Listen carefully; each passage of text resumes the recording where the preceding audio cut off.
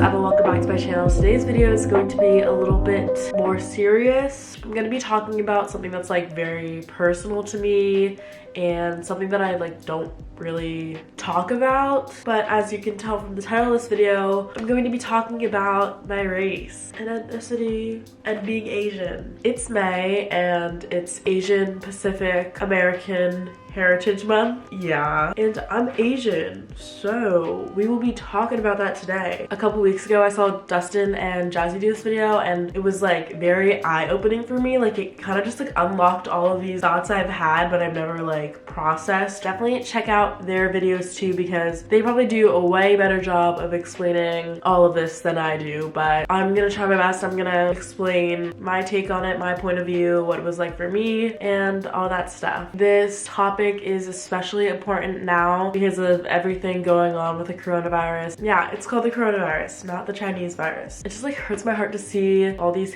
hate crimes against Asian people right now. It's actually awful. Like I saw this thing on Instagram and it was like a picture of these kids being assaulted because they were Asian. Obviously so awful, and I feel like this was just like a good time to talk about my opinions on all of that and my experience. I'm gonna start off with talking about me and growing up. I mean, this whole video is about me growing up, but like me growing up as a kid and what that was like. So I am Filipino. I am full Filipino. My mom's Filipino, my dad's Filipino. I am Filipino, but I am very, very, very whitewashed. I was born in America, grew up in America. For the majority of my life, I've grown up around white kids. I never really had that many Asian friends, like maybe one or two. Obviously, growing up, racism is learned. Obviously not something that like you're born with. Like you're not born to be racist. As kids, like everyone plays together. It's not like, oh, I'm not gonna hang out with that kid because he's Asian. I'm not gonna be tagged with that kid because he's Asian. Like no kid is like that. It's something that's like learned through like media, school and stuff, and the news and other people's opinions and all that stuff. Like you learn that growing up as a kid. Like you get all these ideas and like make your own opinions in your mind. It's not like I was ever bullied. I was never like singled out and like made fun of because I was Asian, but it was just little jokes here and there that were like not really jokes. Like they weren't funny things that like, that doesn't seem right, and like that's questionable. They're just like jokes like, oh, like eating dogs, and oh, you can't drive, like Asian people can't drive. I'm not the best driver, but you know, just like jokes like that, and it would just be like, oh, I don't really care, but it's like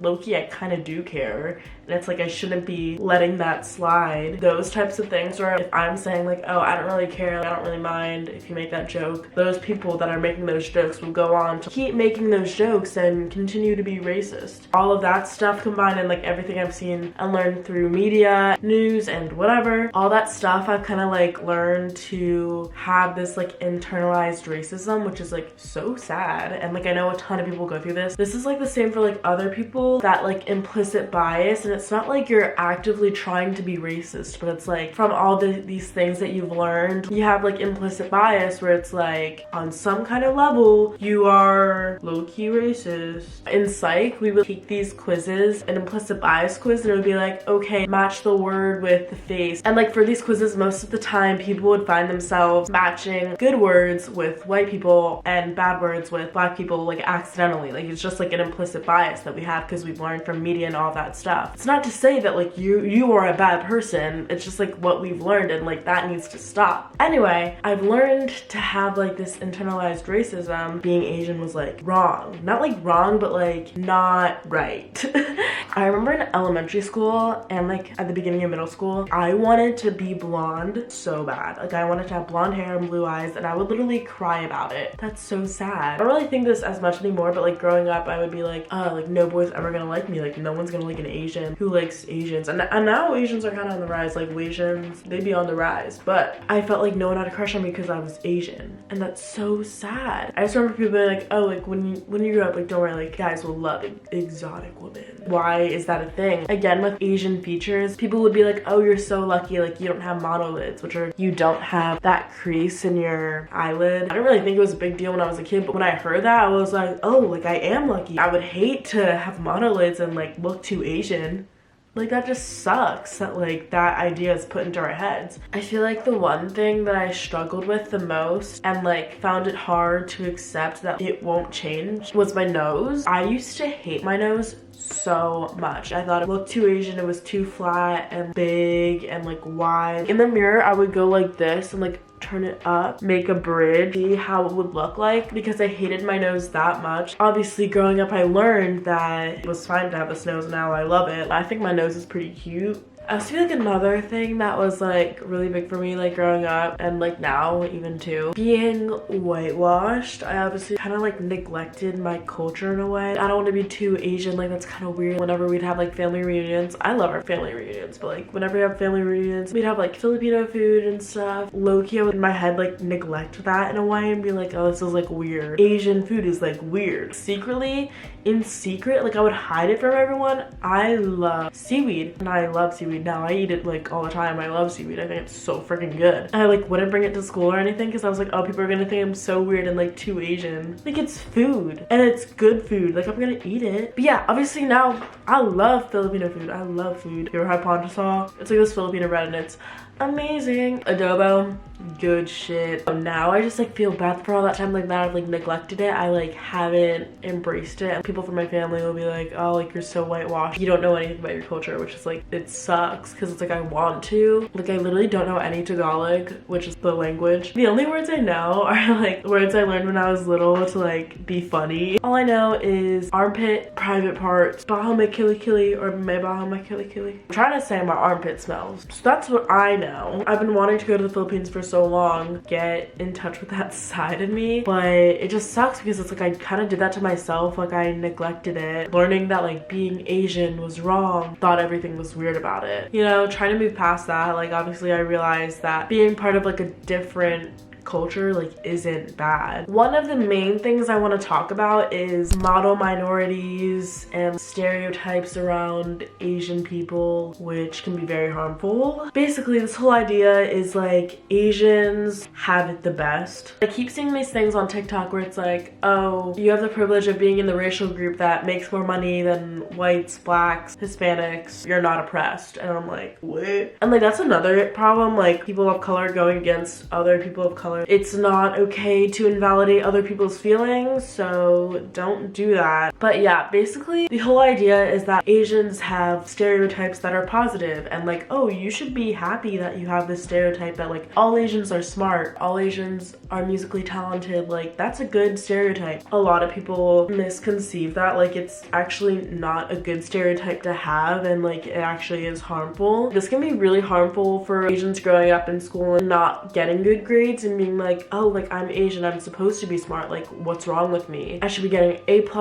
like extra credit, be doing all the extracurriculars, like all this stuff. And it's hard when you don't live up to that stereotype because like you're putting so much pressure on yourself to live up to this stereotype and be smart. And then on the other end, it's like if you are smart and you are getting good grades, then people are like, duh, you're doing well in school, like you're Asian, you're supposed to do well in school. That just like invalidates all the hard work and effort that they put in to get those grades and do well. I feel like growing up in elementary school and middle school, I wouldn't try in school, I would act dumb just so I wouldn't fit into that stereotype and like prove a point. Not all Asians are smart, but like that was just like putting harm onto myself because I like wasn't pushing myself to be the best I could. Obviously, growing up, I learned that being smart isn't a bad thing, and I was like, okay, I do want to put effort into my grades and I do want to do well in school, so I'm gonna work hard and I'm gonna be smart. But then everyone kind of just like assumed I was so smart, so like I would just like fake it. In like middle school and high school, when it got to like where grades mattered and people wanted to get good grades and stuff, people would like turn to me, ask me to do their work, and like ask me to help them, or like include me in the group because I was the smart person. And then like to me, I was like, okay, like do they do this because they think I'm smart, or do they do this because I'm Asian? Which is kind of sad that I even have to think about that. That's like me invalidating my own work. And then another positive stereotype is like all Asians are like musically musically talented, play the violin, play piano, whatever. And growing up, like I played violin and then I quit because I was like, I don't want to do that, like it's too Asian. I didn't like say that to my parents, but I was just like, in my head I was like, it's too Asian, like I don't want to play that. I used to play like flute and be in orchestra and band. There were a lot of Asians in orchestra and band at my school, and this internalized racism that I had, I was like, I don't want to be that Asian orchestra geek, like nah, I'm not gonna do it. So I quit playing the flute and I would just like play guitar on my own time and stuff. It's cool to play instruments. I don't know why I thought it was like so bad. Tying that whole thing up, these stereotypes can be overlooked and like seen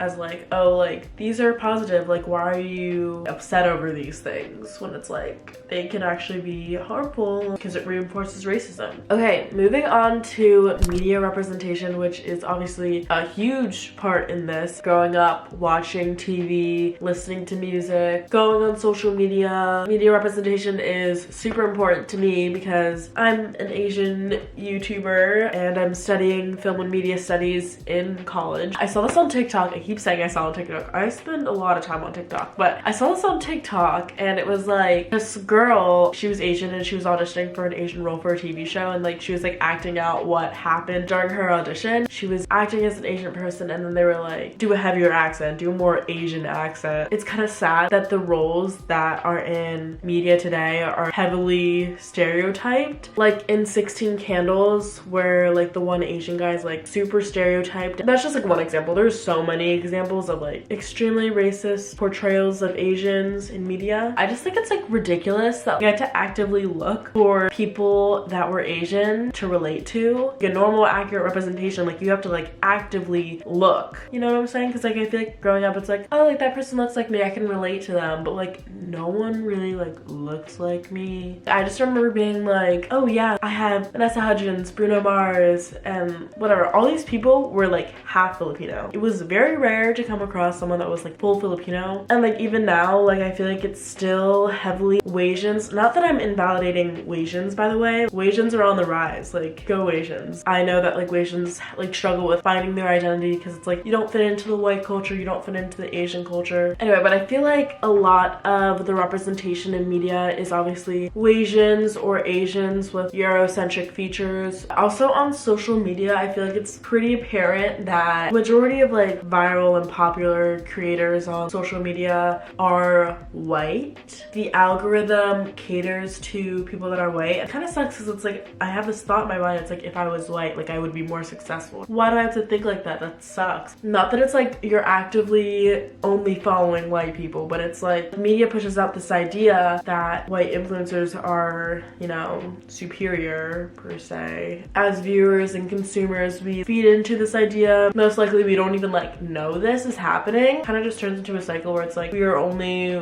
watching white creators. Kind of going off track here, but like the whole thing last year with like all the dote drama and dote is racist and where is the diversity on YouTube and all that stuff. It's like still apparent, like nothing's changed. Social media still caters to white people. I feel like more people are aware of it and that's good, but like the representation of Asian people in media is still not where it needs to be. I love watching Asian YouTubers, they're awesome. I mean, I've been watching Ryan Higa since day one. Watched his videos when I first started watching YouTube. Loved him. There's Ava Jules. I don't want to get anything wrong, but I think she's only half Asian. There's like Lily Chi who's half Asian. Diversity will be like throw one Asian or like one Wasian into a sea of white people and call it diversity. In Dustin and Jazzy's videos, like they talked about 88 Rising and they have to make it their mission to represent Asian people, and it's like, why does it have to be like a mission? Like why can't it just be like normal? I feel like now obviously we're getting better at, you know, representing Asians in media. Like whenever I see Asians in media, I get super excited because it's like, oh, I can relate to you guys. I just finished watching Never Have I Ever on Netflix, which is about an Indian American teenager.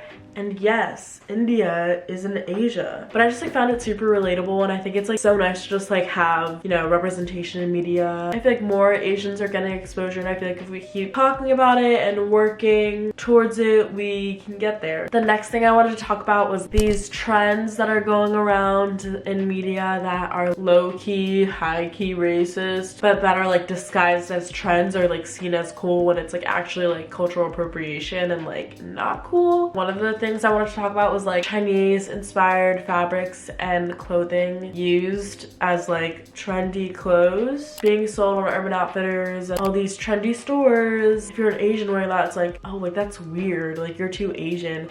It's like if a white person wears it, it's cool, like what? Next thing, which confuses me, is the fox eye trend going on right now, and like people posing on Instagram being like Insta baddies and like posing like this, pulling their eyes back, and it's just like, I don't know if it's like racist, but like it don't seem right. It's just like weird because like 5 or 10 years ago, people like get made fun of by like pulling your eyes back and be like, oh, like I'm Asian, like, you know? Now people are like doing that as a trend. I don't know, it just don't seem right. It just don't seem right. Moving on to now, I'm doing a lot better, obviously. I feel like growing up, I've learned a lot. I feel like being in college and being away from like, I don't know, where I live, it's like mostly white people. Being in a more diverse environment has like opened my eyes to all these issues. I still have my insecurities, and I like at times I get insecure about being Asian and stuff, but I live with it. I grow through it. I move past it, and I love being Asian. I love being Filipino. But yeah, that's it for the video. I hope you guys liked it. I hope you guys took something from this. Maybe you could relate to it. If you did, give it a thumbs up and subscribe to see more, and I'll see you guys in my next video.